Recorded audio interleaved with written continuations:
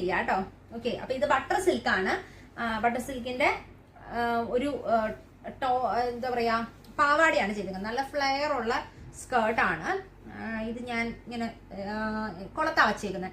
അടിവശത്ത് കുറച്ച് ഒരു elastic just ഒന്ന് കൊടുത്തിട്ടുണ്ട് കേട്ടോ. പിന്നെ അതിന് മാച്ച് ചെയ്തിട്ട് ഒരു ഡിസൈനർ പീസ് വെച്ചിട്ട് ഒരു ടോപ്പ് ചെയ്തു.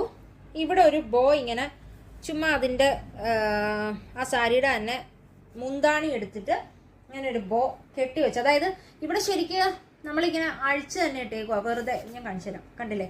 വെറുതെ ഒരു തുണി ഇങ്ങനെ നമ്മൾ കറക്റ്റായിട്ട് എടുത്തിട്ട് കട്ട് ചെയ്ത് വച്ചേക്കുവാണ്. അതിനുശേഷം ഇവിടെ ഒരു സ്റ്റിച്ച് മാത്രം കൊടുക്കുക. അപ്പം ഇങ്ങനെ എങ്ങനെ വേണമെങ്കിലും നമുക്ക് കെട്ടി കൊടുക്കാൻ പറ്റും. അത് പിന്നെ സെക്യൂറാക്കി വയ്ക്കേണ്ട കാര്യമൊന്നുമില്ല. അതങ്ങനെ അങ്ങ് വിട്ടേക്കുക. കാരണം നമുക്ക് എങ്ങനെ വേണമെങ്കിലും ഏത് സമയം ഇപ്പൊ പൂക്കെട്ട് കുറച്ചും കൂടി കുഞ്ഞാക്കി കെട്ടണമെങ്കിൽ അങ്ങനെ കെട്ടി കൊടുക്കും.